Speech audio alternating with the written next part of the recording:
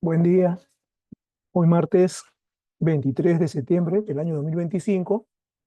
Saludamos a todos los que nos acompañan esta mañana, especialmente de todas las regiones del país, así como de los países hermanos que hoy nos acompañan, para el desarrollo de la conferencia magistral titulada La defensa pública y los servicios multidisciplinarios, el rol del perito psicólogo forense en los procesos del sistema de justicia, que va a estar a cargo del magíster Manuel David Murillo Ponte.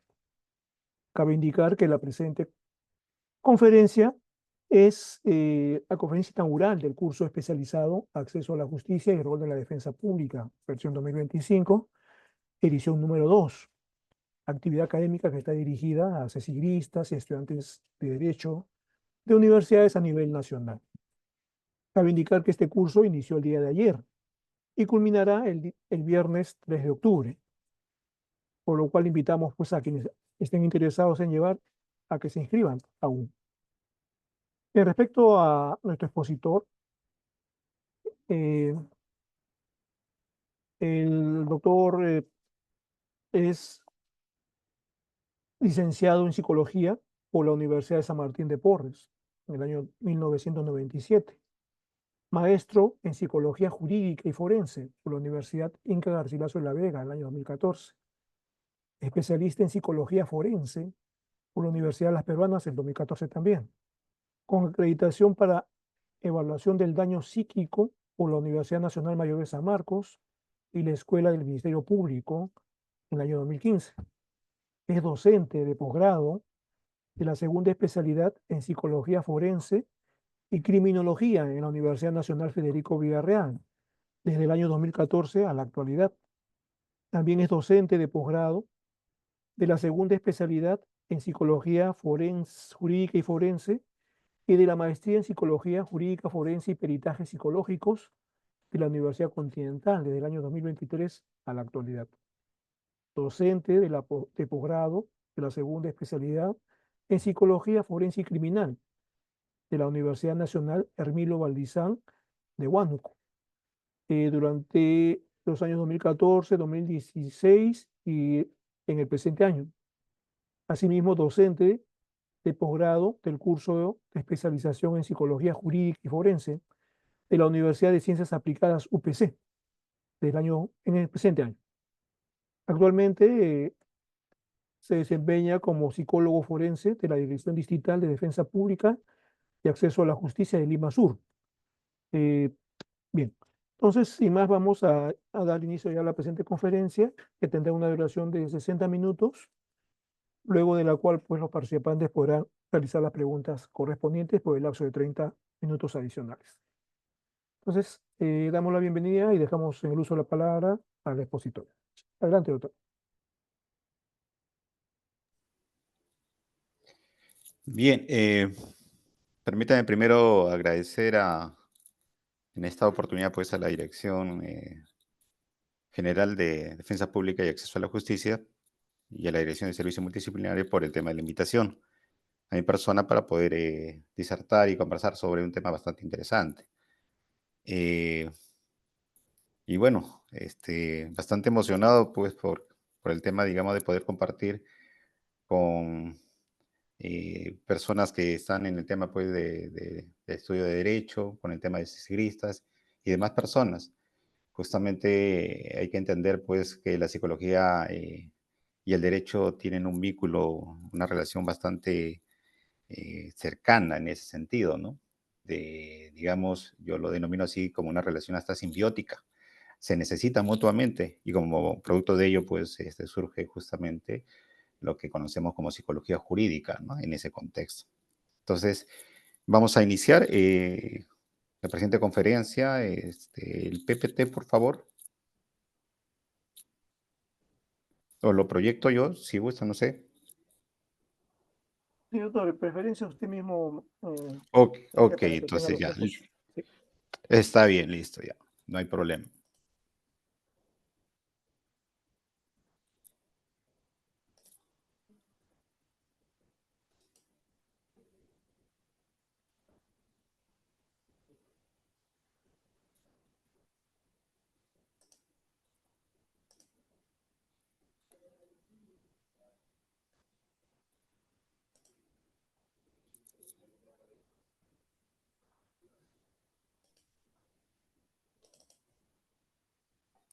¿Me confirma si se ve la pantalla, por favor? Aún no se ve solamente unos archivos. Uy, a ver, entonces no está. Un segundito, permítanme. Si se minimiza esto.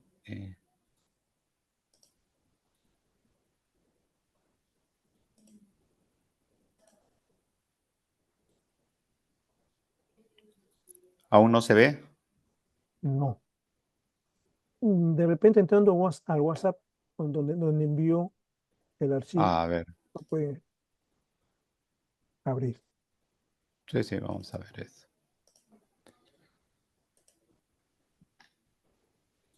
Ya veré, aquí lo pusimos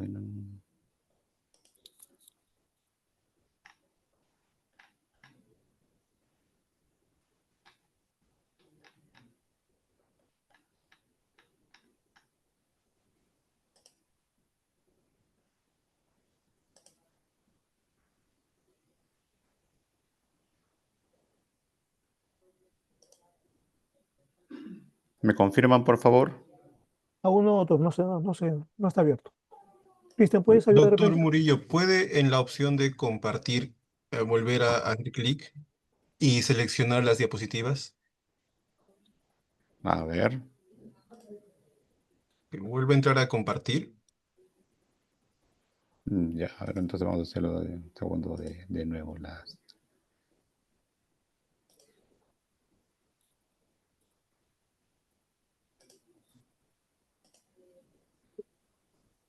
Ya, se está compartiendo. Ok, una vez eh, que hace clic en compartir le deberían salir varias pantallas. Ahí debe escoger el que tiene las diapositivas. ya, vamos a abrirlo ahí.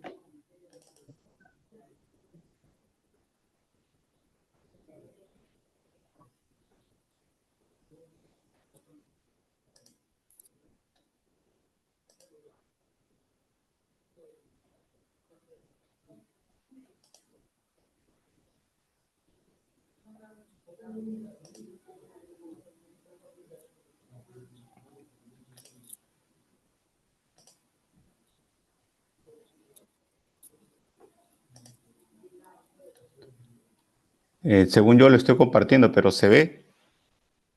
No. Ujú. Seleccionó las diapositivas en compartir.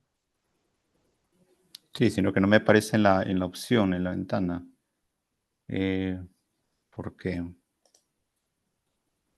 estamos aquí, el PPT, En la parte inferior pero hay una flechita verde. Ahí debe hacer clic. pantalla completa tampoco, toda pantalla completa y, a ver, compartir, pantalla Ahora Ujú. sí. completa. Sí, se ve el PPT. Escójalos. Ahora sí se Sí. ve. Ah, ok, ahora sí, ya. Perfecto. Ah, está perfecto.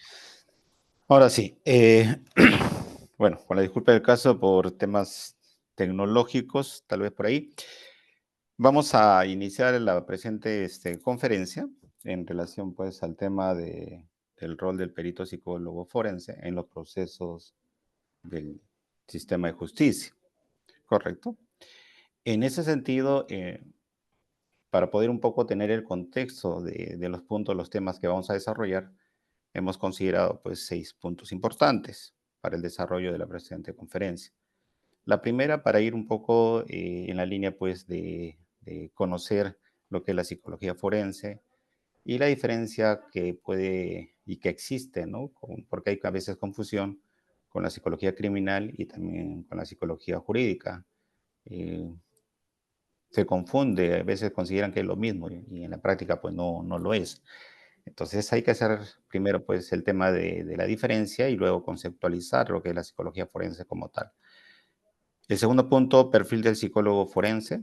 Hay que ir en la línea pues de que si hablamos del rol del perito psicólogo forense, entonces hay que establecer pues que para ser psicólogo forense pues hay un tema pues de requisitos que hay que cumplir. Y eso es bastante interesante en nuestra realidad porque por ahí pueden haber en la parte normativa ciertos vacíos que el único que tal vez que se exige, por ejemplo, es pues que la persona, el profesional psicólogo, sea titulado, sea colegiado, sea habilitado. Y si bien se pide de que pueda tener estudios especializados, sin embargo, en la práctica, por ejemplo, los peritos de parte, los particulares, no necesariamente pues tienen la formación y ejercen, ¿no? Y son admitidos como peritos de parte. Entonces ahí también hay una situación bastante interesante para poder conversar. El tercer punto está en relación al tema de las funciones del psicólogo forense en la administración de justicia, es decir, el rol propiamente, ¿no? De lo que desempeña como perito.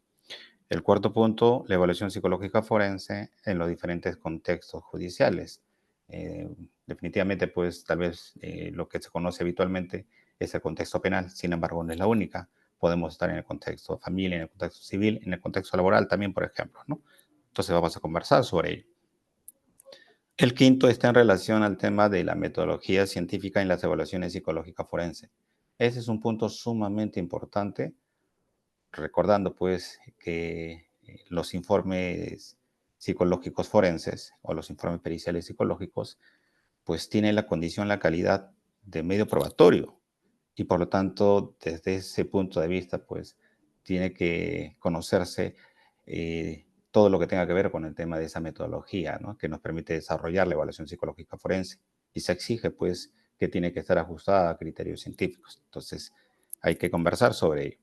Y finalmente el informe pericial psicológico como medio de prueba, ¿no? Lo que estábamos hablando un poco, que nos permite en alguna forma darle la relevancia y la importancia de la participación de nosotros los psicólogos forenses en el contexto pues de una investigación que se da a nivel, digamos, judicial, por ejemplo, o a nivel legal, con la cual nuestros informes pues cobran relevancia porque permiten al operador tener un elemento sumado a otros que le permita poder pues tomar las decisiones pertinentes, por ejemplo, en el momento de emitir de repente una sentencia o emitir una resolución.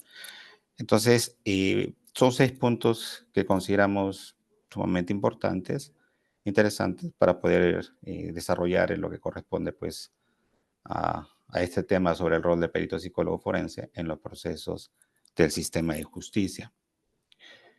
Entonces, yendo al primer punto sobre el tema conceptual y las diferencias, como decía, muchos aún todavía confunden, pues, ¿no? Piensan que psicología jurídica es lo mismo que psicología forense y algunos que también lo confunden con psicología criminal, que son los más comunes. Sin embargo, no son lo mismo, ¿no? La primera, en relación al tema de la psicología jurídica, pues esta es la rama general en el contexto jurídico y esta se desprende ya de la psicología general y es la que pues se orienta al estudio del comportamiento, de la conducta de los actores jurídicos en este ámbito del derecho, de la ley y la justicia. Y esto es bastante interesante entenderlo en esa amplitud, toda vez que cuando hablamos de actores jurídicos, pues no solo hay que entenderlo pues como un tema, digamos, de víctima o presuntas víctimas o presuntos agresores, o a testigos, como también se estila en otros contextos. En esta situación de actores jurídicos, se tiene que entender que es mucho más amplio e implica, por ejemplo, hacer investigaciones relacionadas al tema, por ejemplo, en relación al tema de la psicología del juez, o sea, cuál es digamos, las motivaciones, el tipo de análisis que hace al momento de poder de repente pues emitir una sentencia, por ejemplo. Habría influencias tal vez de sesgos, habría influencias de repente pues de su forma de pensar, de cómo él lo analiza muy propiamente, estaría influenciado por su propia manera de cómo ve las cosas. Eso es bastante interesante, por ejemplo. ¿Por qué? Porque definitivamente pues todos al ser personas humanos podemos en esa línea estar influenciados por nuestra manera de pensar, sentir y actuar. Entonces en estos actores jurídicos, tanto como el tema del juez, también es importante, por ejemplo, hacer la psicología a nivel policial, de los efectivos policiales. Al momento de intervenir, por ejemplo, en una situación de un crimen o de un delito, al momento de actuar, al momento de repente de tomar las declaraciones, por ejemplo. Todos esos aspectos es sumamente importante para poder conocer y entender, pues, la psicología propiamente del comportamiento en policía, por ejemplo.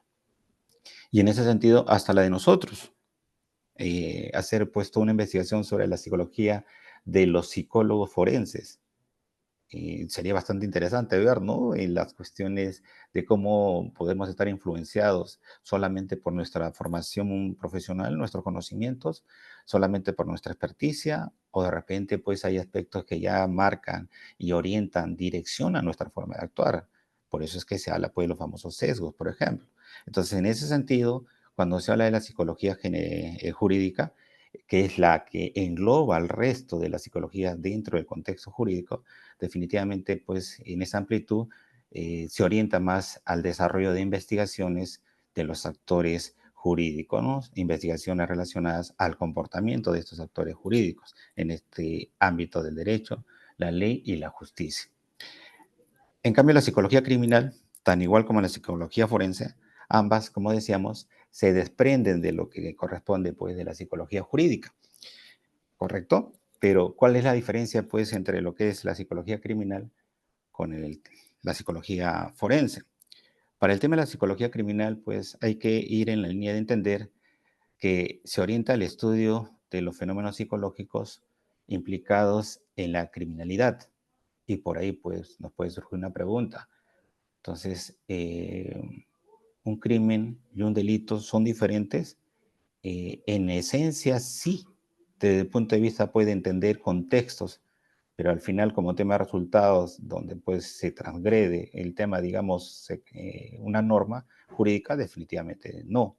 Pero desde el punto de vista, pues, de su esencia, de contexto, sí. Y eso habría que entenderlo, ¿no? Entonces, en ese sentido, cuando se habla más en relación al tema, pues, de la criminalidad, vamos en relación a hechos, situaciones de muertes, por ejemplo, que se cometen o que aparecen y que en ese contexto pues no se tiene necesariamente pues identificado al criminal, al autor de los mismos. En ese sentido es que la psicología criminal participa con la elaboración pues de perfiles criminales y parte de esa escena del crimen, ¿no? Cuando se habla de perfiles criminales, por ejemplo, y ahí hay que precisar de repente algo de antemano, los psicólogos forenses, mi persona, eh, yo no tengo formación en psicología criminal y por lo tanto, pues desde ese punto de vista, para poder participar en la escena del crimen y elaborar un perfil de perfilación criminal, definitivamente pues no lo tendría, no tendría los conocimientos y las competencias, entendiendo desde el punto de vista de la importancia que para poder desarrollar ello, pues hay que formarse bajo esta, digamos, esta psicología criminal como tal, ¿no? Como una especialidad, hay que formarse en la misma, ¿correcto? Y cuando hablamos, pues, de esa perfilación criminal, eh, estos, partiendo de la escena del crimen, analizando y estudiando los elementos que se encuentran en la escena del crimen, a partir de ahí es que el psicólogo criminal pues empieza a elaborar, a caracterizar al presunto criminal. Entonces, se hace referencia pues de que no se conoce al autor y partiendo del análisis de la escena del crimen del estudio es que el psicólogo puede caracterizar o hacer características pues que nos vayan direccionando cómo puede ser este criminal desde el punto de vista del comportamiento, desde el punto de vista de sus motivaciones, desde el punto de vista del acto cometido como tal, ¿no? En la magnitud o en la intensidad, por ejemplo, del hecho cometido, ¿no? Entonces, va orientado a ese aspecto. En cambio, la psicología forense es la parte aplicativa de lo que es la psicología jurídica. Ahí el psicólogo forense, pues, aplica todos sus conocimientos relacionados a lo que es la psicología, hacia el campo pues del derecho y de manera específica pues hacia situaciones en donde se nos pide realizar evaluaciones psicológicas forenses, peritajes psicológicos a presuntas víctimas o a presuntos agresores. Y en ese sentido pues nosotros evaluamos a personas de manera directa, a diferencia de la psicología criminal que no se tiene identificado a la persona y que partiendo de la escena del crimen es que se empieza a elaborar pues el tema de la perfilación criminal, ¿no? Obviamente con los conocimientos y la formación y los métodos propiamente con la que cuenta lo que es la psicología criminal. Entonces, la psicología forense va en esa línea. a una cuestión mucho más aplicativa cuando es convocado pues por el operador o de repente, digamos, presentado por uno de los abogados o requerido por uno de los abogados y presentado para que pueda pues, realizar una evaluación psicológica forense, ¿no? Y como resultado de ello, el informe pues finalmente puede servir para el tema, digamos, de aportar datos e información que finalmente el operador pues, puede tomar en cuenta al momento de tomar su decisión, pues, ¿no? Entonces, justamente este tipo de informes es lo que decíamos al inicio, se constituye en ese medio de prueba, ¿no? Que finalmente tiene que ser sometido en una audiencia, en un juicio oral, por ejemplo, ¿no? Para poder ser.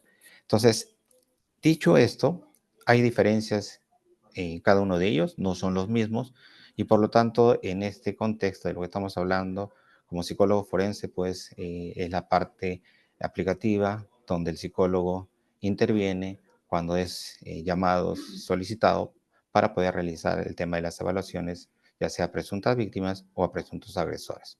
¿Correcto? A diferencia de las otras que en tema de psicología jurídica se desarrollan investigaciones de todos los actores jurídicos, investigaciones. Y en el tema de la psicología criminal, pues se hace el estudio, el análisis de partiendo de la escena del crimen para a partir de ahí poder hacer la perfilación de un posible criminal que no está identificado. ¿Correcto?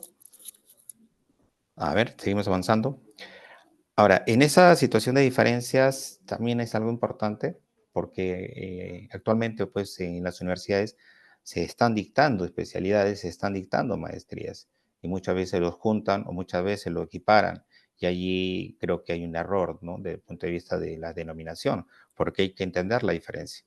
Entonces, haciendo ya una cuestión mucho más específica en el tema de lo que es la psicología jurídica con la psicología forense, por ejemplo, la primera, en relación a la psicología jurídica, se orienta a la realización de investigaciones de los actores jurídicos, como lo hemos señalado. ¿Y qué motiva esto y qué trae, digamos, como cuestión de aporte? Pues conocimiento científico, teorías, y ello pues hasta puede ser utilizado en relación al tema de la psicología forense. ¿Y por qué? Vamos a explicarlo por lo siguiente.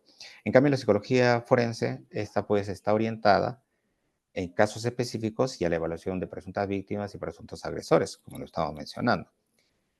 Y cuando se hace esta evaluación, pues finalmente nosotros tenemos que arribar a lo que es tema de análisis e interpretación de resultados, que es un rubro que está en el protocolo de pérdida psicológica, por ejemplo, y establecer conclusiones. Y para este tema de análisis, por ejemplo, nosotros pues integramos los resultados a través de lo que se conoce, por ejemplo, con la técnica de la triangulación, ya sea pues metodológica o también la triangulación de datos, por ejemplo, ¿no? Que me permite validar lo que yo voy encontrando en el tema de los resultados y finalmente pues tener conclusiones sólidas. Ahora, este tipo de análisis que se hace tiene que estar sustentado en teorías, en investigaciones. Y este esquema que le estamos hablando, pues, es la que se debe entender como el adecuado. ¿Por qué? Porque implica que el procedimiento de evaluación tiene que ajustarse, pues, a un procedimiento metodológico riguroso y con criterios científicos. Y en ese sentido, pues, cuando se hace referencia que una vez que uno hace el análisis, una vez que uno, pues, ha hecho la triangulación, la validación, esta tiene que estar sustentada en temas de teorías, en temas de investigaciones. ¿Correcto? Para darle el tema del fundamento. Entonces, ya no, la conclusión ya no sería vista pues simplemente como la opinión experta o especializada del psicólogo, sino sustentada en temas de literatura especializada de esa manera. Entonces, y esas teorías o investigaciones, pues justamente surgen de lo que es la psicología jurídica, lo que le mencionaba hace un rato, ¿no? Entonces, ahí hay una relación bastante importante. Y por lo tanto, algo que hay que entender es que el psicólogo forense, en ese rol que desempeña, pues no genera conocimiento nuevo. Al contrario, que decíamos que utiliza la existente en tema de teoría de investigaciones para poder fundamentar finalmente pues su análisis y conclusiones. ¿Está bien? Entonces, es un esquema bastante de repente práctico para poder diferenciar o entenderlo tal vez un poco más el tema de la diferencia entre lo que es la psicología jurídica con la psicología forense como tal. Ahora, dentro de lo que corresponde al perfil del psicólogo forense, les comento, el Colegio de Psicólogos del Perú tiene sus comisiones y justamente pues el año que pasó hemos estado integrando una de ellas y estableciendo este tema del perfil. ¿Y por qué es importante este punto? Porque les decía que dentro de la normativa, para poder ejercer la labor de, o participar como un tema de un perito, ser admitido por el operador, por ejemplo, lo que te pide como un tema, digamos, de requisitos indispensables es que sea, pues, titulado, colegiado y habilitado. Y por ahí puedes tener de repente cursos relacionados, diplomados. Sin embargo, muchos de los que se dedican a la parte particular, correcto, como peritos de parte, pues no tienen una formación específicamente. Por el contrario, tienen una experiencia mucho más relacionada a otras áreas, como la clínica o la organizacional o la educativa, por ejemplo. Pero sin embargo, pues al final realizan el tema del peritaje, por ejemplo, de parte, y finalmente pues son admitidos. Entonces eso genera un gran problema desde el punto de vista pues de que lo que cuestionan, lo que en alguna forma se plantea, digamos, como tal vez errores metodológicos, no necesariamente lo son. ¿Y por qué? Porque si no conoces, definitivamente, pues, entonces te puede llevar a que tú cuestiones algo de manera errada. O sea, al contrario, uno estaría cometiendo, pues, un error en la forma como yo cuestione. Por ejemplo, ¿no? Se plantea como una cuestión de, digamos, de deficiencia metodológica de un protocolo de perilla psicológica de medicina legal de una presunta víctima, que no se aplicaba, pues, la técnica de credibilidad del testimonio. Por ejemplo, ¿no? Se plantea eso. Sin embargo, pues, el psicólogo de medicina legal ha actuado acorde a lo que está establecido, pues, en su guía, en su instrumento técnico normativo y en función al tema de lo que la institución como tal ha establecido. ¿Y qué ha establecido en relación a ese punto? Que el Instituto de Medicina Legal no realice ese tipo de evaluaciones, ¿correcto? Entonces se supone, pues, no me puedes cuestionar algo que no estoy, pues, dentro, digamos, de la evaluación psicológica que se me ha encomendado, pues no está dentro de lo que establece la institución como tal o el tema pues de las guías pertinentes, ¿no? Entonces, eso es algo que hay que conocer, por eso decía, ¿no? Sin embargo, se cometen ese tipo. Y en ese sentido, cuando hablaba del tema del comité, pues se ha procurado en alguna forma establecer de repente ciertos eh, criterios, requisitos, ¿no? Y ahí a veces no nos ponemos de acuerdo, por ejemplo, en el tema de la antigüedad, ¿no? Decimos, oye, estaría bien que sea 2 años, 5 años, 10 años de experiencia. Entonces, a veces uno dice, pues a más años, mayor expertise. Sin embargo, también pues en la práctica, en la realidad, vemos que por ahí pues hay colegas que tal vez puedan tener años, pero que no han desarrollado, no han ido acorde pues al avance del conocimiento, ¿no? Entonces, hay cosas bastante importantes que se tienen que tomar en cuenta. Pero desde el punto de vista pues normativo, como le decía, lo que nos pide es que seas titulado, colegiado y habilitado.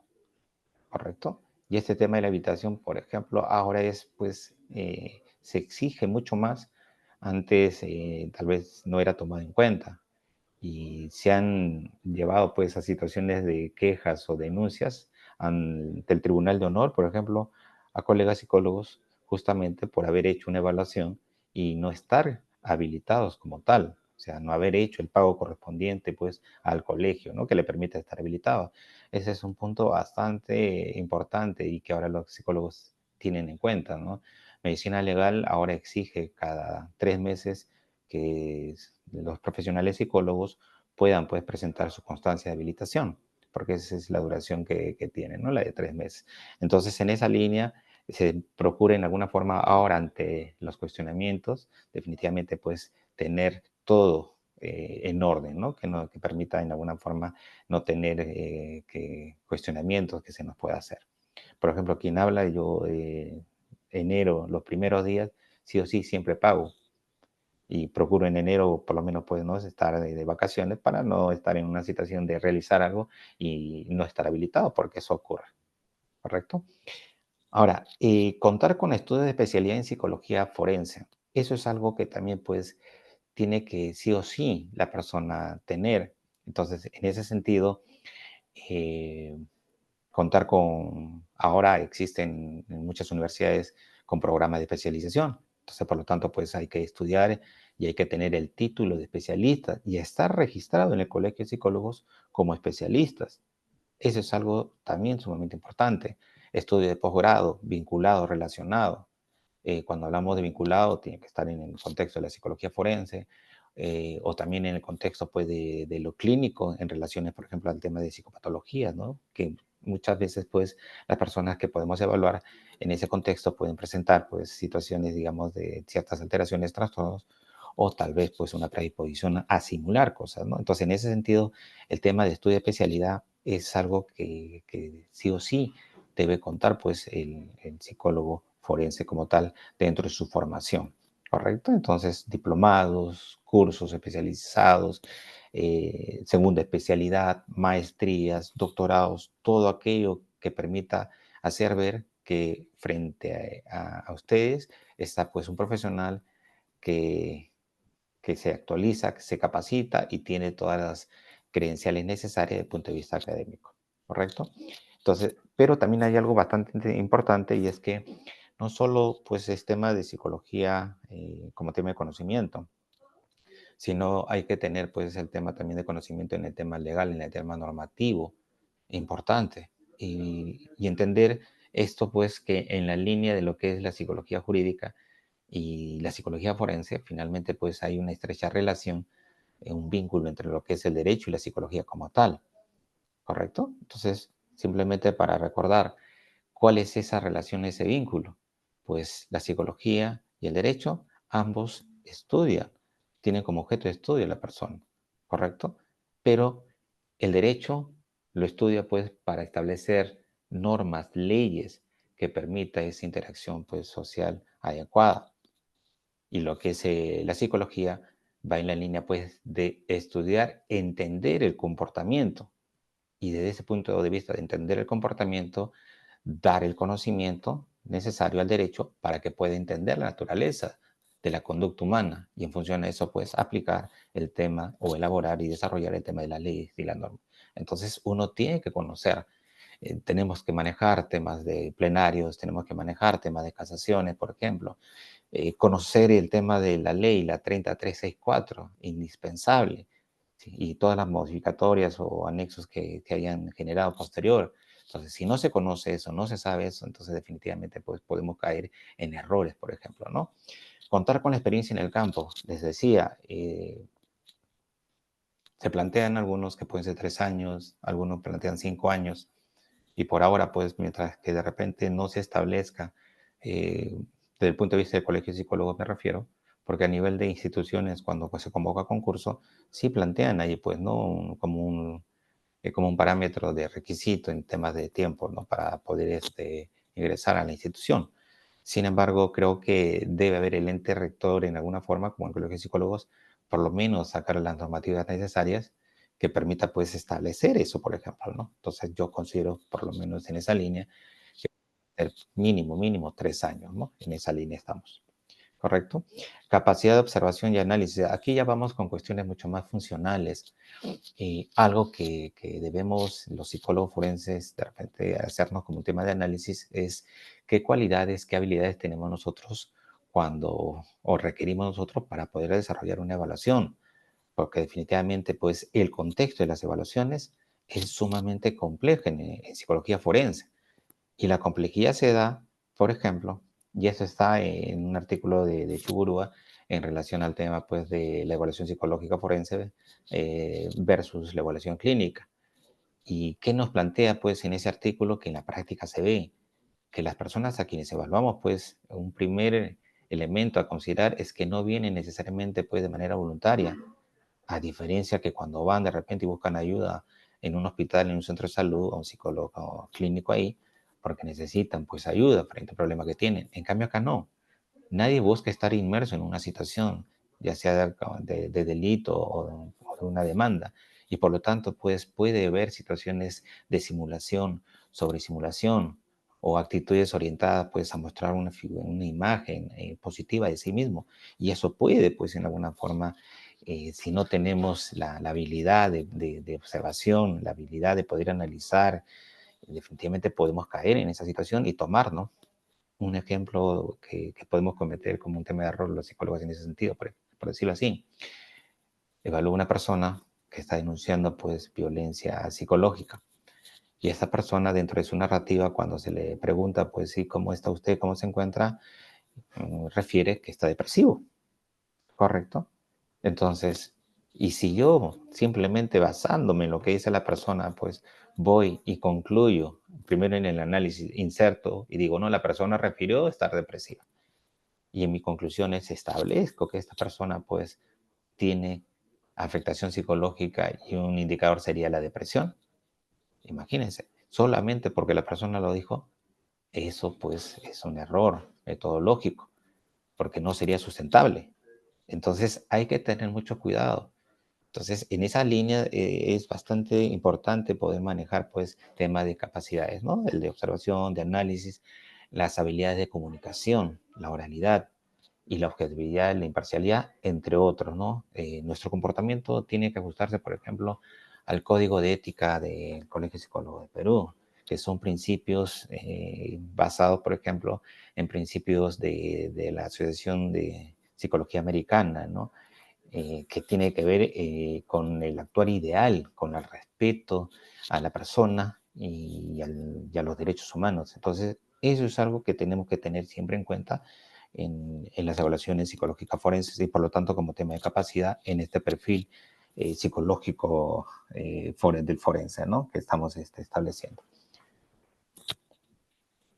Dentro de las funciones, porque hay que ver, ¿no? Hablamos del rol del perito psicólogo en los procesos del sistema de justicia. Entonces, no es que el psicólogo pues actúe simplemente a su criterio o a su parecer. Obviamente eso tiene que estar dentro de lo que es un aspecto normativo. Entonces, el tema de la función de los psicólogos, por lo menos en la experiencia que hemos estado en lo que es en el INPE, por ejemplo, medicina legal, que también hemos estado ahí casi 13 años. En medicina legal existe lo que es el Manual de Organización y Funciones, el MOF, y ahí te plantea un conjunto de funciones a las cuales pues el psicólogo, correcto, tiene deber de cumplimiento, por ejemplo. Entonces, esas mismas funciones son muy similares a las cuales pues nosotros en la defensa pública, en lo que respecta al tema de las funciones de los peritos de manera general, y obviamente pues el psicólogo en la defensa pública es un perito, está considerado como perito psicólogo, por lo tanto pues entonces atañe también estas funciones. Entonces en ese sentido hay una normativa que es la que de alguna forma adecua el reglamento de la defensa pública, ¿sí? Al decreto legislativo 1407, que es la ley de fortalecimiento de la defensa pública. En ese sentido, ahí se establece, pues, en el artículo 21D, funciones y obligaciones de los... Vamos a irnos en la línea de las funciones, ¿ok? Entonces, una de las primeras es realizar evaluaciones periciales. En el caso de nosotros, a solicitud de los defensores públicos. En el caso de medicina legal, por ejemplo, a solicitud del operador competente. Puede ser la policía, puede ser la fiscalía, puede ser el juez. De los equipos multidisciplinarios en el Poder Judicial, por ejemplo, a solicitud del juez. En el tema del CEN, también ellos, dentro de lo que corresponde a la parte de su protocolo, porque ellos cuentan con un protocolo del 2021, ellos realizan las evaluaciones a solicitud de la policía, igual de la fiscalía, por ejemplo, o también pues en el tema, digamos, del abogado para luego presentarlo a nivel de un proceso, a nivel fiscal, por ejemplo, ¿no? Entonces, realizamos evaluaciones periciales y estas evaluaciones periciales están orientadas pues a presuntas víctimas o a presuntos agresores. ¿Ok? La siguiente, brindar apoyo técnico mediante asesorías y consultas. Definitivamente algo que tenemos que entender es que al ser pues, especialistas y expertos en lo que corresponde a psicología en el contexto forense, definitivamente podemos darle las pautas necesarias a los operadores en ese sentido, ¿no? Por ejemplo, como una anécdota, de repente, para ejemplificar lo que digo, ¿no?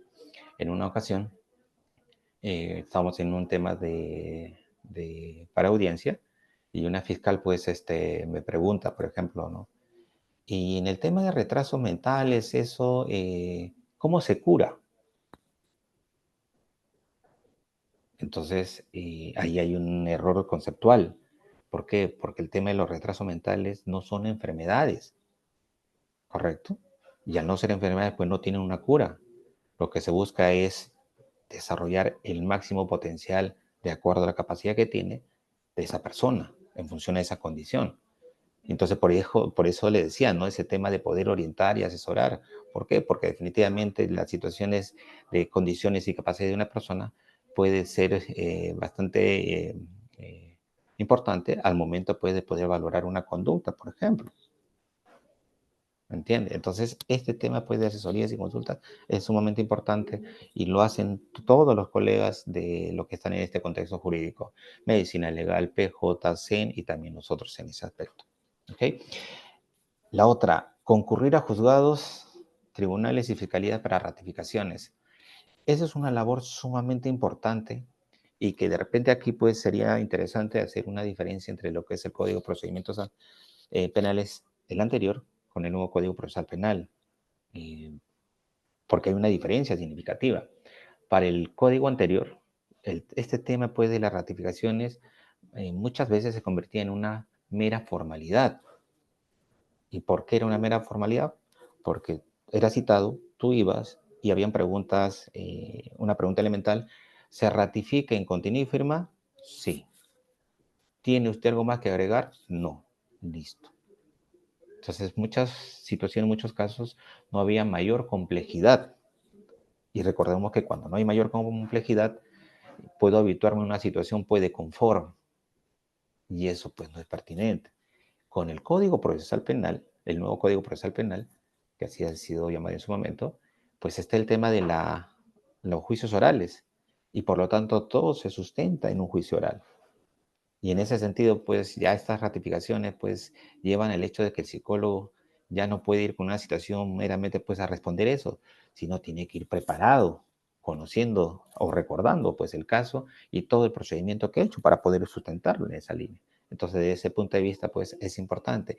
Y las ratificaciones, a diferencia de repente como yo lo entendía en el año 2002, 2003, como una cuestión de repente que como algo que me pedían, pero que yo no quería hacerlo, pensando que era una cuestión simplemente para entender o para que me entienda lo que yo estoy diciendo en un informe. Pero no era así. El tema de las ratificaciones, como parte de un acto procesal, permite, pues, y en un juicio oral, permite que el informe, que el psicólogo autor del informe, sea sometido a un examen y por lo tanto, bajo los dos términos que estoy seguro que conocen, interrogatorio y contrainterrogatorio, finalmente, pues, valorar el tema de ese informe como medio de prueba. Entonces, definitivamente, si nosotros, pues, contestamos, respondemos, sustentamos, fundamentamos y pasamos ello, nuestro informe pericial se constituye como resultado de esa participación en juicios orales, se constituye, pues, y es valorado como medio de prueba. Entonces, ahí radica la importancia. Entonces, ya no era, pues, simplemente como yo lo imaginaba o lo pensaba en el año 2002, que eso es algo pues que me están pidiendo, entonces voy a detallar bonito para que no me vuelvan a llamar y simplemente lean el informe. Y no se trata de eso, hay que explicarlo. Y esto es importante con el tema del nuevo Código Procesal Penal, porque permite pues y motiva que nosotros los psicólogos pues tenemos que estar capacitándonos, formándonos, y ir en la línea pues de seguir avanzando con el tema del avance de la ciencia, el conocimiento como tal. ¿Qué otras funciones en esa línea pues tenemos? Desarrollar estudios de investigaciones de la especialidad es, por ejemplo, también, estoy seguro, por lo menos en medicina legal que he trabajado ahí, sí lo tienen y por lo tanto pues creo que no sería tan diferente que pueda ser en el PJ o en el CEN. En el caso de nosotros también lo tenemos y creo que eso pues es algo importante porque debería en esa línea, pero ahí hay que hacer de repente una previsión. Si hablamos de tema de investigaciones, ya estaríamos entrando en el tema de esa formación pues jurídica, como psicólogo jurídico, recuerden el concepto que hablamos del punto de vista, ¿no? Entonces hay que dedicarle el tiempo pertinente y motivarnos a poder hacer este tipo de investigaciones. Y después otras funciones que, digamos, son un tanto más genéricas, pero las iniciales que hemos mencionado, pues son de suma importancia en ese sentido. ¿Correcto? Ahora, en la línea de lo que es una evaluación psicológica forense, porque recordemos que decíamos que el psicólogo, pues, hace referencia justamente cuando habla del rol de perito psicólogo en el proceso del sistema de justicia a las evaluaciones psicológicas forenses. Entonces, esto hay que entender que estas evaluaciones, pues, tienen su punto de partida en el pedido que hace el operador, ¿no? Competente. Policía, fiscalía, juzgado, ese es en el rol de perito oficial. Pero cuando hablamos de nosotros del rol de perito de parte, pues es una de las partes, por lo tanto lo pide y lo presenta el tema del abogado, ¿no? En ese sentido. En el caso de nosotros tenemos ese rol, ¿no? En la defensa pública, peritos, psicólogos de parte. ¿Por qué? Porque estamos en apoyo a los defensores públicos y ellos al asumir un caso asumen pues una de las partes como tema de defensa, ¿no? En ese sentido. Y también pues estas evaluaciones, para entenderlo, pues se participa en diversos contextos jurídicos, tanto a nivel penal, que de repente es lo que la mayoría de nosotros conocemos, tema de familia, tema civil, tema laboral también. Siguiendo en ese tema de las evaluaciones, precisar o recordar nuevamente lo que se había mencionado, esto se hace a presuntas víctimas o denunciados, procesados y que estén inmersos pues en una investigación de un presunto delito, por ejemplo, ¿no? Va en función a eso. Presuntas víctimas o denunciados o procesados. A veces por ahí cometemos el error de manera directa, puede decir una evaluación a víctima o una evaluación al agresor, pero no. Cuando están en una etapa de investigación hay que tener mucho cuidado en la forma como podemos redactar o dirigirnos, ¿no? Son presuntas víctimas o presuntos agresores. Cuando ya se dé una situación, pues, de sentencia, por ejemplo, definitivamente en el tema penal, ahí sí ya no. Se tiene ya establecido y definitivamente, pues, el rol de cada uno, ¿no? Víctima, víctima y el agresor, pues, finalmente sentenciado, ¿no? Y ese rol. En presuntas víctimas, para ir entendiendo este tema de evaluación, ¿qué es lo que, digamos, como un tema de objetivo principal o principales se tiene? En el tema de víctimas, determinar la afectación psicológica y el perfil de personalidad, que es lo más común que se pueda, digamos, pedir. Cuando se trata de menor edad, está el tema de la afectación psicológica, pero ahí pues está la línea, por ejemplo, no de personalidad, sino conocer las características de desarrollo socioemocional. Cambia. Y todavía, ¿por qué? Porque cuando hablamos de menor de edad, pues hay que entender que el menor de edad está en desarrollo, no estructurado todavía, no tiene una personalidad definida, por eso es el tema del cambio. En tema de presuntos agresores, denunciados, imputados, procesados, de repente dependiendo del momento, de la etapa en la que están, definitivamente pues ahí hay perfil de personalidad, impulsividad, agresividad que nos piden, perfil psicosexual, por ejemplo, el tema de presuntos agresores sexuales. Entonces, hay una diferencia desde el punto de vista pues, de objetivos en función a lo que corresponde en temas de víctimas y en el tema pues, de presuntos agresores. Entonces, en la que de repente pueden coincidir es que definitivamente hay que evaluar el tema de personalidad, sí, conocer el tema pues de su característica de personalidad y cómo ésta puede haber sido, verse afectado en relación al evento violento en temas de víctima o cómo esta personalidad puede estar influyendo en un tema de afronte en víctimas de violencia, por ejemplo, ¿no? Y en temas de personalidad, conocer, pues, desde el punto de vista de sus características, cómo esto influye en el tema, digamos, de entender, comprender y las motivaciones para cometer el tema del delito, por ejemplo. Si presenta, ¿no? Tema de trastorno de personalidad, un término que a veces por ahí cuando se utiliza o se usa, pues uno entiende como que, entonces estamos hablando de un trastorno, pero no es así, por ejemplo, sino que son características muy particulares desde el punto de vista de una personalidad que es desadaptativa y que es bastante inflexible. Entonces, en ese sentido, pues hay condiciones muy, muy peculiares. Sin embargo, pues no hay las alteraciones propiamente a nivel de percepción o a nivel de pensamiento, por ejemplo, que se vinculan para poder equipararla a una psicopatología, ¿no? Como el tema de una esquizofrenia o una psicosis, por ejemplo. Entonces, en ese sentido, es bastante importante tener claro los objetivos que se tienen que tener en ambos, ya sean tanto en presuntas víctimas como en tema de presuntos agresores, por ejemplo. Cuando nos iniciamos un poco, por ejemplo, en medicina legal, a veces esto no se tenía claro y cuando no se tiene claro los objetivos, esto motiva a que se realicen evaluaciones genéricas, generales, y por lo tanto, pues, como tema ya de procedimiento metodológico, eso está limitado. Y el análisis que tú puedas hacer, pues, si no tienes los elementos para poder integrarlos, analizarlos vinculados a los objetivos, definitivamente no podrías dar respuesta al pedido del operador. Entonces, eso hay que tener bastante en cuenta. Aquí se evalúa presuntas víctimas o denunciados profesores inmersos en una investigación de un presunto delito. ¿Qué tipo de delitos habituales que nosotros en alguna forma participamos? Violencia familiar, violación sexual, feminicidio o tentativa. Hay víctimas que finalmente pues sobrevivieron y definitivamente es importante poder evaluarlo. Casos de parricidio. Medicina legal, antes recuerdo que también se evaluaban víctimas en temas pues de delitos de lesiones, por ejemplo, porque definitivamente una lesión física, o sea, en temas pues de repente eh, genera una situación de consecuencia psicológica, que a uno le puedan de repente cortar la cara, le pueden haber quemado una parte del cuerpo, mutilado, esas cosas. Pero por lo menos ya posterior en esta situación, digamos, de los años últimos, no es algo habitual. Sin embargo, yo recomiendo que en temas de lesiones sí se puede pedir el tema de la evaluación para presuntas víctimas y obviamente también para presuntos agresores. ¿Correcto? Entonces, está establecido aquí el tema de los objetivos que estábamos hablando. Y en temas, digamos, de tenencia, sea en el contexto de familia, porque esto es en el tema penal lo que estamos hablando, y en el tema de familia, ahí pues los procesos que normalmente se pueden ver, demandas, tenencia, régimen de visitas, adopción, por ejemplo. Y ahí, ¿qué es lo que uno, digamos, como tema de objetivos se establece? En tema de padres, personalidad, definitivamente, descartar pues la presencia de alguna alteración, trastorno o psicopatología que pudiera presentar.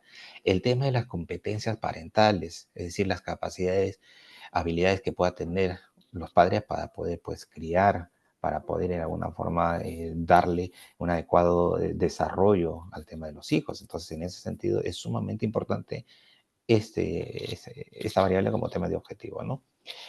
En temas de hijos, desarrollo socioemocional, lo que les decía, que en temas de menores no se utiliza el tema de personalidad en nuestro contexto, sino la palabra pues socioemocional, esa variable, que se fundamenta pues en lo que ya les decía, que en temas menores no hay una personalidad definida, sino características de un desarrollo, ¿no? Y por lo tanto, al no haber una personalidad definida, pues tenemos que hablar en términos de desarrollo. El tema del vínculo y el apego parental. Ahora, en relación a este punto que es importante sobre el tema del apego y el vínculo, eh, existen a veces pedidos sobre lo que se conoce y habrán escuchado el síndrome de alienación parental, el famoso SAP. Entonces, en esa línea, los psicólogos, por ejemplo, no nos hemos puesto de acuerdo, digo en el sentido, porque hay un grupo que no lo hace y hay un grupo que considera que sí se puede hacer, cosas por el estilo. Y definitivamente esto tiene que ir pues a la par con lo que se considera desde el punto de vista, digamos, de los manuales de clasificación, ¿no? Entonces, en el último, en el CIE-11, que es de la Organización Mundial de la Salud, el tema de la alienación parental como tal, sí lo están considerando, aunque con otro término, ¿no? En función del tema de interferencia, si no me equivoco. Pero va en esa línea. Pero es importante porque cuando se dan situaciones pues, de separaciones, siempre hay esa influencia, ¿no? De uno u el otro en generar y meter ideas pues, negativas al menor en relación hacia el otro progenitor. Y esto genera, pues, no necesariamente, o sea, no solo el tema, pues, de un distanciamiento y rechazo, sino una alteración en el normal desarrollo del menor. Y por eso es importante ese punto. En el tema de lo que es lo civil y lo laboral, tal vez viéndolo de manera un poco general, en lo civil está en función, pues, saber el tema de las capacidades que tiene un individuo en relación, pues, a un proceso, temas de derechos, temas de obligaciones, por ejemplo, ¿no? Entonces ahí se podría ver, que recuerdo en el tema de medicina legal, nos han pedido poco, pero se dio en los años que hemos trabajado ahí, de la capacidad de la persona, pues, para el tema, digamos, de la declaratoria de su testamento, por ejemplo, ¿no? O sea, si está lúcido y orientado, si se da cuenta, porque recordemos que cuando ya se tiene cierta edad, definitivamente pues nuestra capacidad disminuye y podemos ser en alguna forma influenciados por de repente por alguno de los hijos, y direccionados, ¿no? O sea, que se haga y se firme cosas. Entonces, todo eso es bastante importante verlo desde el punto de vista, pues, en lo civil, por ejemplo. En lo laboral, están en relación, pues, a los accidentes laborales que puedan haberse dado, ¿no? O hay una palabrita que por ahí, que en tema de delito puede ser el mobbing, ¿no? Mobbing laboral, ¿no? Que tiene que ver un tema de acoso. Pero en el tema laboral, por lo general se vinculan lo que son referentes al tema de accidentes que pueda sufrir la persona, pues, ¿no? Y cuando la empresa no quiere asumir el tema de su responsabilidad y por lo tanto, pues, los costos, gastos que genera todo un tema, digamos, si es que hay consecuencias de ese accidente. Entonces, ahí en alguna forma hasta podemos ir en la línea, pues, ¿no? De si es que hay un tema de afectación, si es que hay un tema de daño psíquico, o hasta hay un tema, pues, de lo que es el daño moral, que también se puede en alguna forma hablar, pues, ¿no? Entonces, eso es bastante importante para tener en cuenta. En temas de metodología, y ahí de repente, pues, hay que centrarnos en lo siguiente. Al inicio les decía que una de las cosas que está cobrando fuerza en nuestro medio, y es a partir del 2021 por lo menos, que yo lo he establecido así, es que la evaluación psicológica forense, pues, se desarrolle como una investigación científica. Hay autores que lo plantean como una investigación científica a pequeña escala. Definitivamente tendría que ser así, ¿no? Porque no es una investigación propiamente como tal. Pero en ese sentido, cuando se habla de una investigación científica, con una metodología ajustada a eso, tenemos que entender entonces que nuestra evaluación, como tema de un proceso de evaluación que tenemos que hacer, tenemos que plantearnos lo que es, pues, un método científico. Tenemos que plantearnos el tema de objetivos y tenemos que plantearnos hipótesis. En esta línea, la guía de medicina legal del 2021 y ahora último del 2025, que salió el 3 de julio, ¿correcto? Plantea de que sí se tiene que establecer esto, sin embargo, de que es algo implícito. Y cuando se habla de implícito es que no necesariamente, pues, se consigna en el informe, ¿no? Entonces, ahí, por ejemplo, hay una situación también, lo que les decía, en cuestiones de conocer el contexto, conocer la realidad y no, pues, cuestionar por cuestionar. Hay peritos particulares que cuestionan y dicen, no, el psicólogo no ha consignado el método que debió utilizar o que ha utilizado. Pero si es de medicina legal que le dice su guía, eso es implícito. Y listo. O sea, no estoy obligado a ponerlo, por ejemplo, ¿no? Como un tema de datos. Entonces, tiene que haber un método científico, tiene que haber temas objetivos, tiene que haber hipótesis. Entonces, en esa línea, en cuanto al método, por lo menos en el desarrollo académico que hacemos en las universidades, que estamos haciendo el tema de docentes en la especialidad, justamente en lo que es psicología forense, nosotros planteamos de la revisión que hemos hecho de un autor de Santiago Maya Nazar y finalmente de la guía de medicina legal, porque las guías se convierten en instrumentos técnicos normativos. Es decir, pues que tenemos que ceñirnos a lo que establece la guía. Entonces, en esa línea hay 3 métodos que pudiéramos en alguna forma, pues, estudiarlo, analizarlo, de importancia y ver en esa línea, pues, de cuál podemos entenderlo y finalmente aplicarlo. Entonces, tenemos el método hipotético deductivo, que es el tradicional, el método mixto y el multimétodo. Los 2 primeros están en relación al autor Santiago Maya Nazar, ¿no? Él en su libro de Epistemología y la Psicología Forense hace referencia al método hipotético deductivo, el método tradicional, como un método que se puede aplicar. ¿Y por qué, digamos, se podría aplicar? Porque parte primero de identificar un problema. En este caso, nosotros pues lo hacemos con el oficio de pedido. Nos llega el oficio, identificamos, oye, qué delito es, a quién se va a evaluar, la condición, si es adulto, si es menor de edad, y qué es, si es víctima, si es presunta víctima o si es presunto agresor, por ejemplo, y qué es lo que se nos pide. Identificamos el problema. Lo segundo que se pide, por ejemplo, en este método hipotético deductivo, es plantearnos hipótesis, justamente en la línea de lo que estamos mencionando. Y las hipótesis pues, nos permiten finalmente, como término o culminación de una evaluación, poder contrastarlas en esa línea, ¿correcto?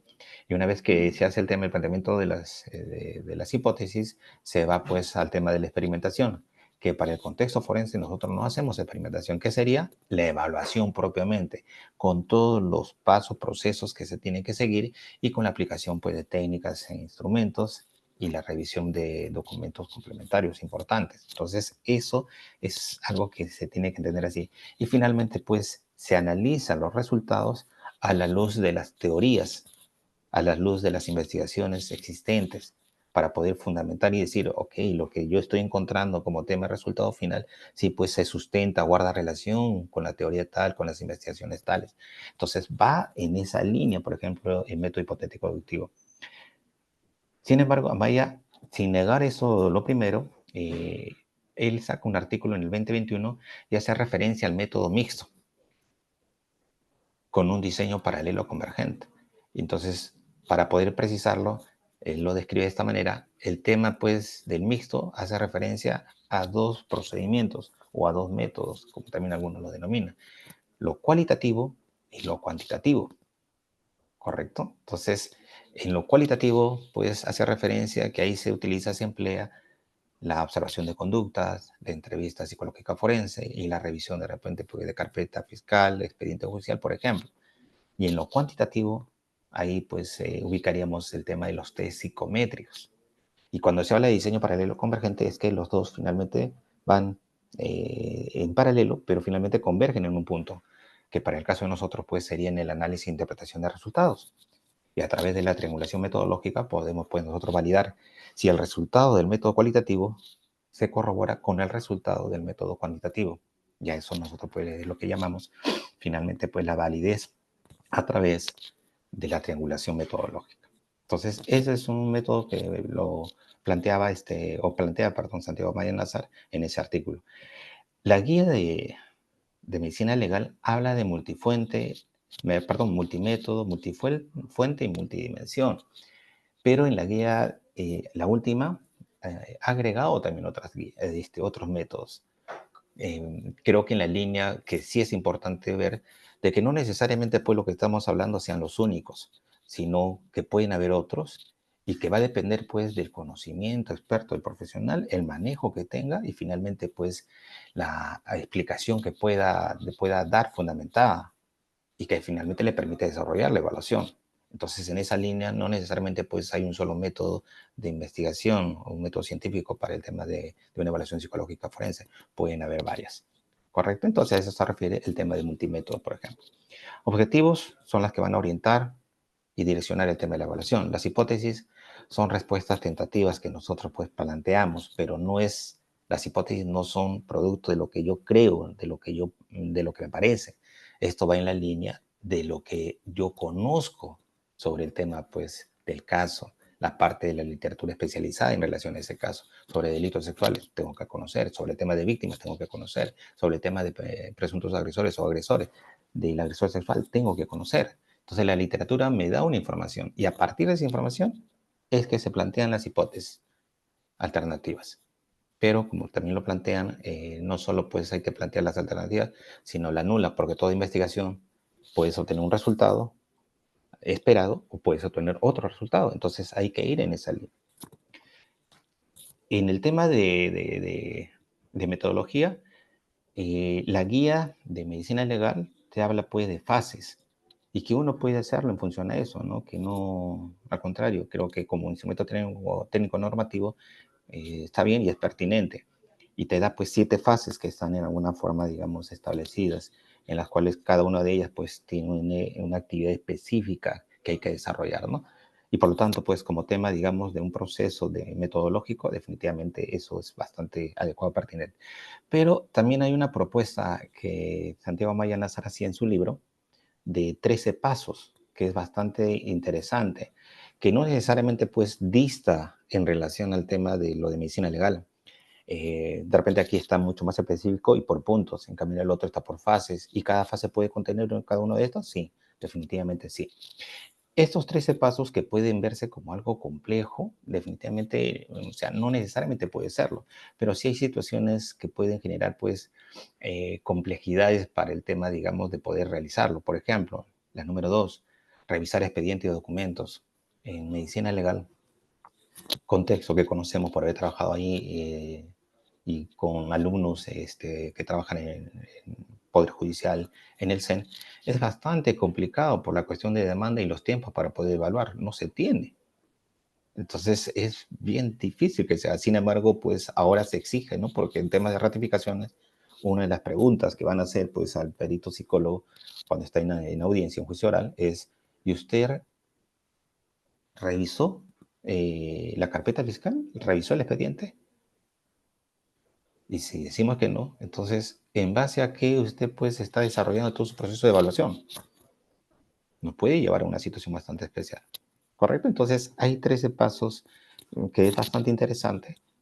De repente los invito por ahí a revisar el libro y que pueden, pues, para poder profundizar un poco más esto, ¿no? Técnicas e instrumentos. En relación a esto, pues, cuando hablamos de técnicas, nosotros en nuestro medio, en nuestro contexto, lo hemos visto en la línea, pues, de que la entrevista psicológica forense y la observación de conductas son las que se convierten en las técnicas. Y en cuanto a instrumentos, test psicológico para valorar, pues vienen a hacer los test. Y esto hay que ir en la línea, pues, de que hay test que son diferenciados tanto para el contexto de repente de víctimas como para el contexto, pues, de agresores. Porque no es lo mismo. Recuerde que en función a los objetivos hay variables diferenciadas. Entonces hay que utilizar test en esa línea. Entonces es importante, pues, la aplicación de los instrumentos, no solo por la línea de que sí son válidos y confiables, que eso es un criterio bastante, digamos, universal. Sin embargo, también hay que ver pues el tema de la pertinencia, si guarda o no relación, coherencia con el objetivo de evaluación, porque si no lo guarda definitivamente pues en esa línea, entonces no sería pues pertinente ni útil el hecho del instrumento que hemos utilizado, ¿no? Siguiendo este tema de la metodología, para ir un poco de repente ya finalizando, hay el tema de la triangulación y la coherencia metodológica. ¿Y esto dónde se da? En el análisis forense. Este es el rubro que la guía de medicina legal, esta última del 2025, del 3 de julio, hace referencia pues como un rubro en la cual se desarrollan los puntos necesarios e importantes para poder dar respuesta al operador. Aquí es donde de alguna forma pues se tiene que de repente valorar el relato de la persona, se tiene que valorar y analizar el tema pues de esa dinámica que pudiera haberse dado en función a lo que está narrando, por ejemplo, a la persona, establecer el tema pues del impacto, la repercusión.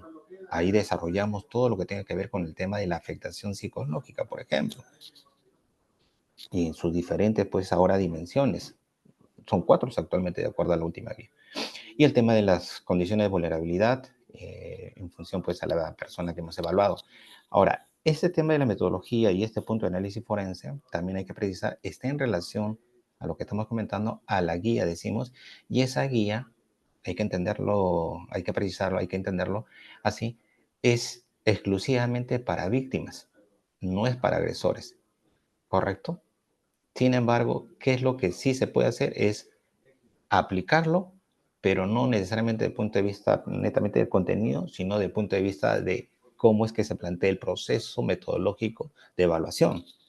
Porque también pues, podemos hacer para el tema de agresores las fases. Podemos aplicar pues, las técnicas e instrumentos diferenciados obviamente a lo que es el tema de víctimas. ¿Correcto? Entonces, pero sí podemos aplicarlo en función al tema de ese procedimiento metodológico, en alguna forma. ¿Ok?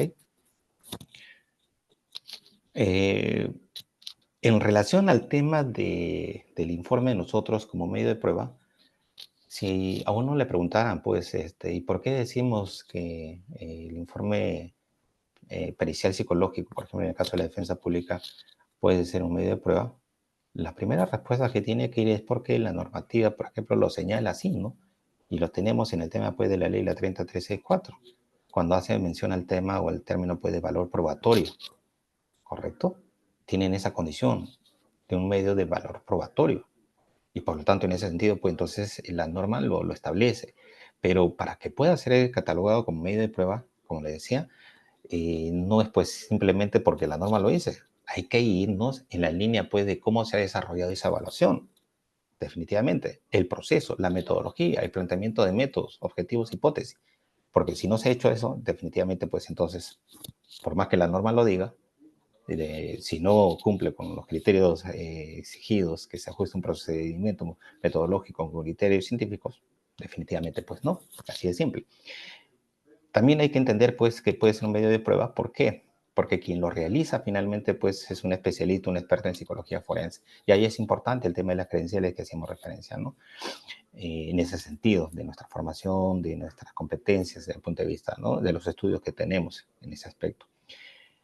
Y sobre todo, ya esto va a la par con el tema normativo, cuando nosotros pues superamos el examen al cual somos sometidos, cuando nuestros informes pues han sido establecidos para poder ser examinados en ese aspecto, ¿no? Entonces, cuando superamos el examen, cuando superamos el interrogatorio por parte de la fiscalía, de repente, como perito oficial, cuando superamos el tema pues del contrainterrogatorio por los abogados de la otra parte, definitivamente pues entonces ahí sí el valor que va a tener en función a eso pues es de un medio de prueba, ¿no?, que sustenta algo, que fundamenta algo desde el punto de vista normativo. ¿Correcto? Eso era lo que quería compartir con ustedes. Muchísimas gracias Bien, por ¿no? la atención y estamos pues prestos al tema de preguntas que pudieran haber. Le agradecemos realmente esta muy interesante conferencia a nuestro expositor Manuel David Murillo Ponte. Y sí, vamos a pasar ahora a la fase de preguntas. Eh, no sé si usted prefiere que se las lea o usted misma las selecciona, puede buscarlas de repente en la caja de preguntas y respuestas. A ver. En el chat hay... No, echando, ahí al costado de la flecha verde, hay preguntas y respuestas.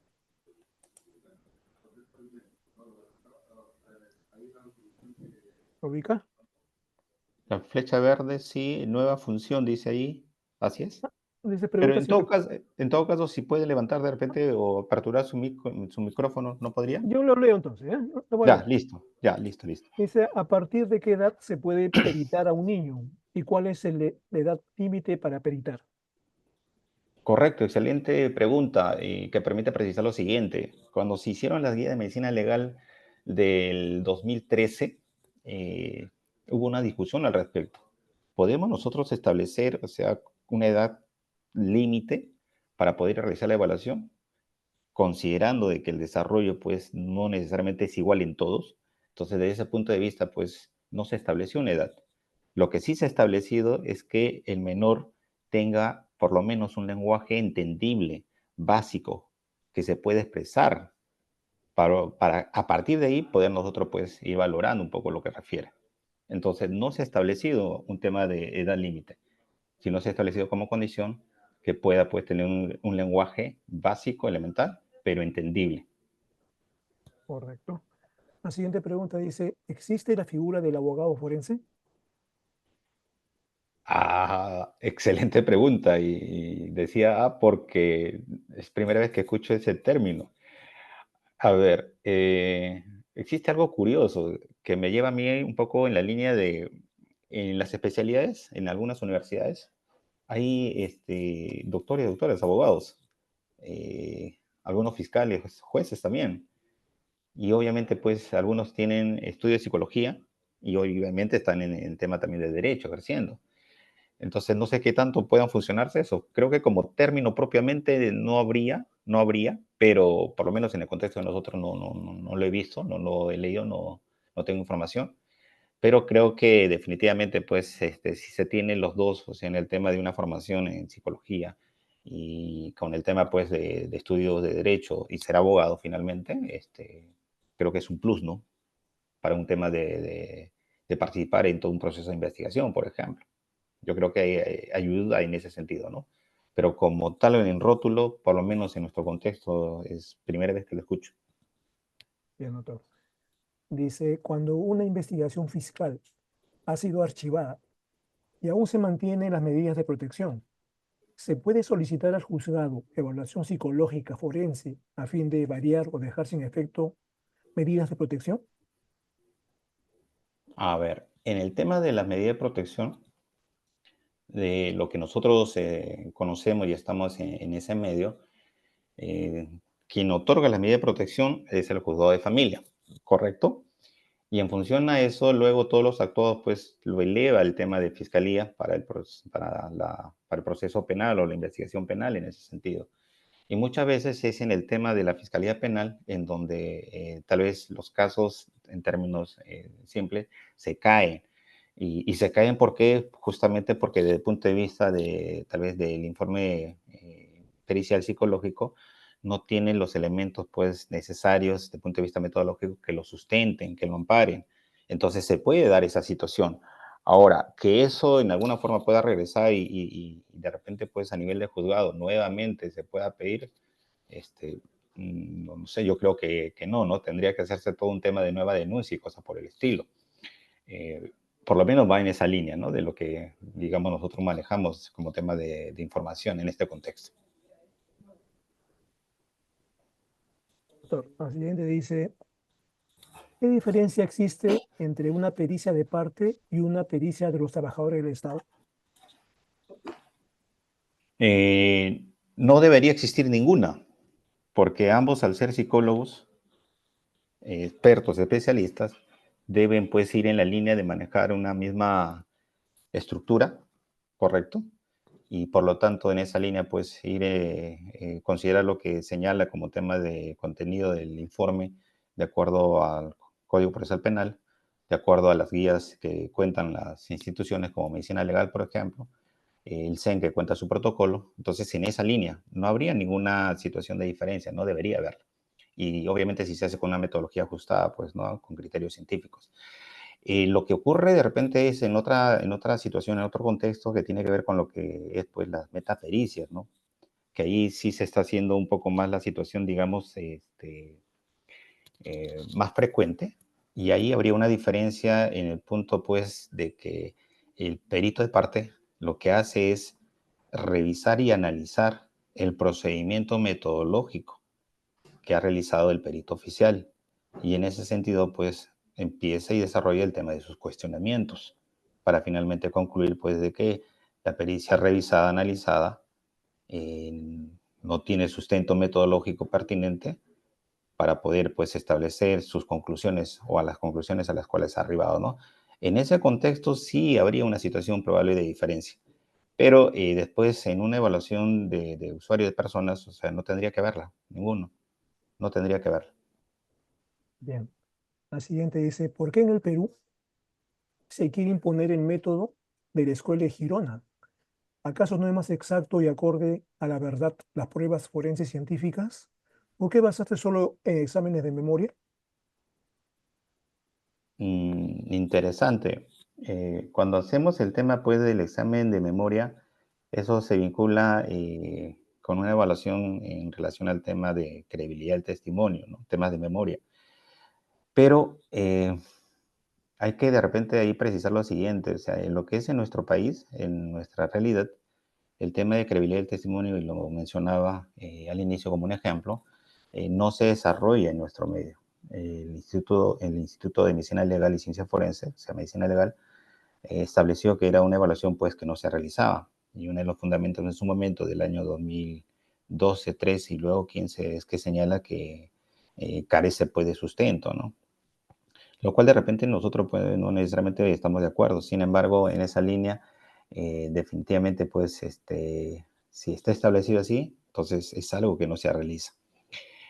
Creo que a futuro debería apuntarse a eso. Ahora, las cuestiones, pues, relacionadas al tema del método como tal, por lo menos en la línea de lo que plantea las guías, ahora la última del 2025, y por lo menos en el tema de la docencia, es que no existe un solo método que tenga que ser pues obligatorio utilizar, sino existen diversos métodos, y que lo más importante en esa línea es que el especialista, el experto, lo conozca, lo domine, y que le permita a través de ello desarrollar una evaluación con criterios científicos y poder luego pues sustentarlo. Entonces se trata del profesional y en función al método que conozca. Y la siguiente pregunta dice, en el caso de los psicólogos que laboran en establecimientos penitenciarios, los mismos Ujú. que realizan evaluaciones de factores de riesgo criminológicos para diagnóstico, plan de intervención y tratamiento penitenciario, realiza informes para beneficios penitenciarios y participa en audiencias judiciales para sustentar su informe. donde estarían enmarcados como peritos psicólogos. Sí, en el tema de los psicólogos penitenciarios, también tuve la oportunidad de trabajar ahí 4 años y medio. La labor, pues, ahí tiene dos ejes, ¿no? La primera está en relación al tema de lo que es tratamiento, con lo que tiene que ver el enfoque, pues, de la resocialización del interno, ¿no? Y la segunda tiene que ver con el tema, pues, de aplicar el tratamiento y en función al tema de beneficio penitenciario, pues, realiza el tema de la evaluación pertinente, ¿no? Si se han generado los cambios necesarios o no en función a lo aplicado. Y esa evaluación psicológica, ¿correcto? Finalmente, pues, al estar dentro de lo que es un proceso judicial, se convierte en forense. Y en ese sentido, al participar ahí, el psicólogo, pues, finalmente asume ese rol, ¿no? Entonces, sí, definitivamente sí se da esa situación, ¿no? Sí lo pueden asumir.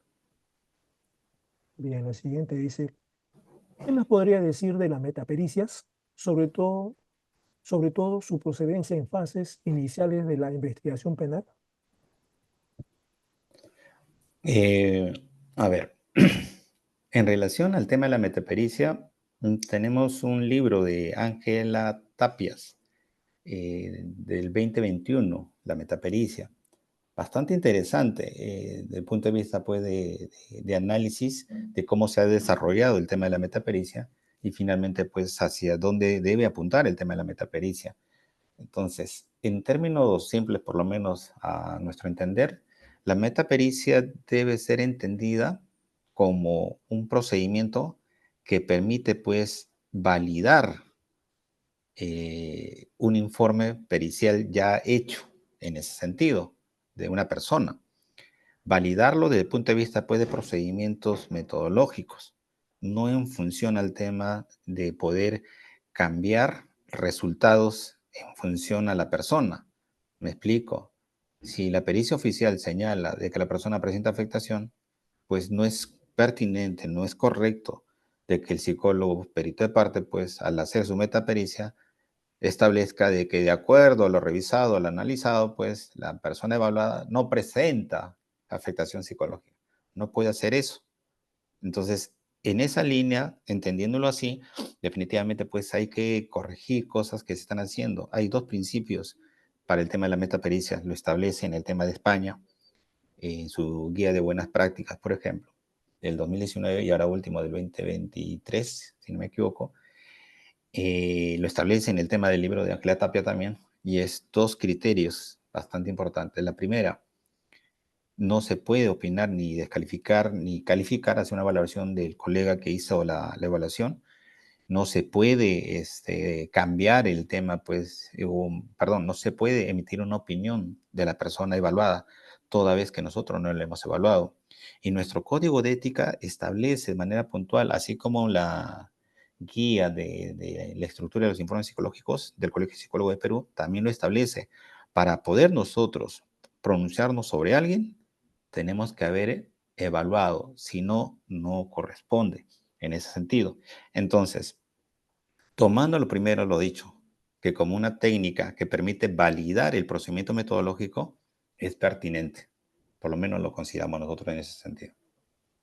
Doctor, sí, dice la siguiente, existen algunas casaciones que señalan que para determinar la responsabilidad penal del presunto autor de un hecho, los informes psicológicos no son determinantes, ya que también tienen que coincidir con otros elementos periféricos. En tal sentido, podemos interpretar que necesariamente tiene que existir otros elementos periféricos.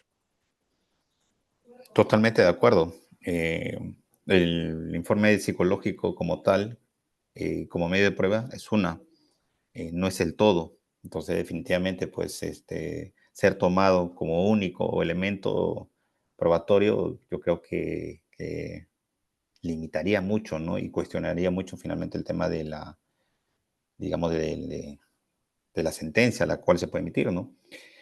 Eh, Hay un casito que de repente les comparto como un tema de anécdota. Por ejemplo, quien habla y participó en el año 2006, estando en medicina legal, frente a un hecho de un delito sexual. Las condiciones de la persona, de la presunta víctima, pues era un adulto de 24 años, alto, gordito, pero que tenía dos condiciones. Tenía espectro autista y retraso mental moderado, por ejemplo.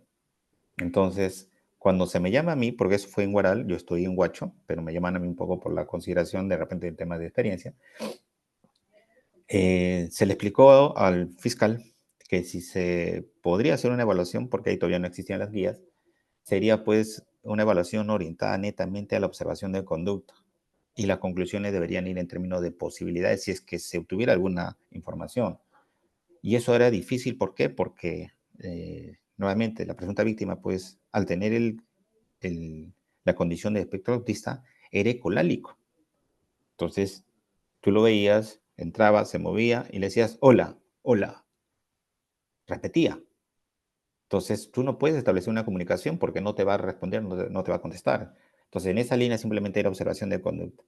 Entonces, a lo que voy, hicimos un procedimiento que fue permitido por el fiscal, autorizado por la madre, en ese sentido, desde el punto de vista legal, en exponerle, mostrarle estímulos de contenido sexual explícito y en presencia primero de una figura o de una persona neutra y luego del presunto agresor. Se permitió así. Listo. ¿Qué nos llevó a eso? Simplemente pues a establecer en función a situaciones que observamos que había la probabilidad pues de que sí había una situación cercana entre la víctima con el agresor. ¿Y qué pasó finalmente? Que en relación a lo dicho, simplemente pues el juez terminó por sentenciarlo. Imagínense. Y eso fue un tema de apelación y cosas por el estilo. Y en apelación pues finalmente lo declararon pues lo absolvieron. ¿Y qué había tomado el juez como referencia? Pues el tema decía de la pericia psicológica, pero yo decía, la pericia no dice que sí tiene pues una cuestión de afectación y de manera categórica, no, lo único que hemos establecido ahí que hay pues elementos que indicarían probable relación cercana, ¿no? Entre la figura agresora y la presunta víctima, y punto. Y eso lo decíamos porque la persona que estaba denunciada, que era un pastor evangélico, pues decía, no, yo sí lo conozco, pero de lejos, no tengo trato. ¿Me entiende? Y el error ahí para el tema de que tomó el juez fue que la mamá pues decía, mi hijo me ha contado, pero ¿cómo le puede haber contado con esa condición? Y eso se vio en video. Entonces, definitivamente para una situación pues de investigación, el informe pericial psicológico como medio de prueba es importante, sí, pero no necesariamente pues es determinante desde el punto de vista de todo un proceso de investigación. Se tiene que ir en otros medios probatorios, ¿no? Que se requieran para poder en alguna forma tomar la decisión pertinente y eso es por parte del operador, pues, ¿no? Bien, doctor, la última pregunta, por razones de tiempo. Ujú. Dice, ¿todos los psicólogos con especialidad forense son peritos o no necesariamente? Y la última, en cámara GESEL, ¿qué tipo de criterio científico se usa? Correcto. A ver, primero lo primero, para después darle respuesta a lo segundo. Me hace recordar, por favor, la última que me dijo. Interesante lo que refiere en tema de pregunta, si el hecho pues, de ser psicólogo forense nos hace ser peritos, ¿no? Yo esa es una de las preguntas que hago en temas de la especialidad y en docencia, porque se entiende que, por ejemplo, mi persona, entre comillas, digamos así, yo soy perito y sin embargo no lo soy. Yo soy psicólogo forense. ¿Cuándo decimos que somos peritos? Cuando estamos pues nombrados, en este caso por juez o fiscal, de acuerdo al Código Procesal Penal, y participamos en un proceso pues de investigación judicial legal, por ejemplo, ¿correcto? Y eso es para los peritos oficiales, cuando somos pues designados, nombrados por el operador, juez o fiscal, dependiendo de la etapa, ¿correcto? Y participamos en ese proceso de evaluación. ¿Me entiende? Entonces, no todos los psicólogos forenses pueden ser peritos, pero sí todos los peritos psicólogos tienen que tener la especialidad en psicología forense, sí. Entonces, Correcto, doctor. todos los psicólogos pueden ser peritos, todos los psicólogos forenses pueden ser peritos, podrían, pero no lo son. Solo lo asumen como rol cuando son designados, ¿correcto? Por el operador, juez o fiscal. O cuando son admitidos los peritos de parte, por ejemplo. Ya, y la segunda fue en cámara Gesell, creo que Sí, fue el tema del método. dice, en cámara Gesell, ¿qué tipo de criterio científico se usa? A ver, bastante interesante, pero hay que entender ahí lo siguiente. De repente la pregunta va direccionada pues al tema de lo que es la entrevista única en cámara Gesell, o sea, la parte de la declaración testimonial. Entonces, en ese sentido, pues, si solo se quiere ver desde ese punto de vista, pueden haber de repente dudas, cuestionamientos, ¿no? Sin embargo, hay que entender lo siguiente. El psicólogo, para poder realizar el tema de la entrevista en cámara Gesell, la entrevista única, ¿correcto? Única porque sería la única vez que declara la presunta víctima, hace uso no de una entrevista general, hace uso no de una entrevista cualquiera, hace uso de protocolos forenses, y lo habrán escuchado. Satak, Nish, Michigan, por ejemplo. En esa línea, dichos protocolos pues tienen su sustento, su fundamentación en su elaboración, en su construcción. Entonces, ¿cuál sería pues lo importante acá? Que el psicólogo que realiza la entrevista única en cámara Gesell conozca la técnica que está aplicando y desarrolle conforme la técnica lo establece. ¿Me entiende? Y desde ese punto de vista, pues entonces se sigue un recorrido metodológico en temas de entrevista. Y hay que evitar lo que de repente pues sugiere también la guía en esa línea y que también cada uno de esos protocolos lo establece, ¿no? El tema de hacer preguntas sugeridas, sugestivas, cortes que se pueda hacer en la entrevista, cosa por el estilo. Pero entonces, desde ese punto de vista, considero yo pues que sí hay una cuestión metodológica específica en ese punto. Ahora, ello como parte ya del proceso de evaluación, porque no es la evaluación propiamente, así lo establece a nivel normativo, eso no es una evaluación, es una declaración testimonial, pero para nosotros los peritos psicólogos sí. ¿Por qué? Porque definitivamente pues lo que vamos ahí tomar como referencia justamente es el estado eh, psicológico, las respuestas conductuales y emocionales frente a la narrativa que ha hecho. Y eso es nuestra materia prima, por ejemplo, para ir a un principio de repente inmediato, ¿no? La coherencia ideo-afectiva, por ejemplo. Y ya en la línea de lo que nosotros establecemos en consultorio, aplicamos lo que hemos explicado el día de hoy, ¿no? Como proceso de, como una metodología, pues, que se tiene que utilizar con temas de método científico, objetivos, hipótesis y todo el procedimiento metodológico que consideren, ¿no? En función a la guía o en función a la propuesta de lo, o también pueden haber otra literatura. Muy bien, doctor. Agradecemos realmente por esta interesantísima y brillante conferencia. Eh, a los participantes están solicitando el PPT. Yo le Ah, consulto si podemos compartirlo. sí, no hay ningún problema. Le pediría Bien, solamente que lo pueda pasar en PDF y lo manda, no hay problema. perfecto, doctor. Entonces, a los participantes que así lo solicitan, incluso también pueden acceder al video de esta conferencia. Es necesario pues que se unan al chat de los lunes universitarios. Bueno, entonces agradecemos nuevamente al magíster Manuel David Murillo Ponte por su conferencia y a los participantes por habernos acompañado esta mañana. Entonces, sin más, Muchísimas eh, gracias. le damos, bueno, nuevamente las gracias y será hasta la próxima conferencia. Hasta luego. Hasta luego. Muchas gracias.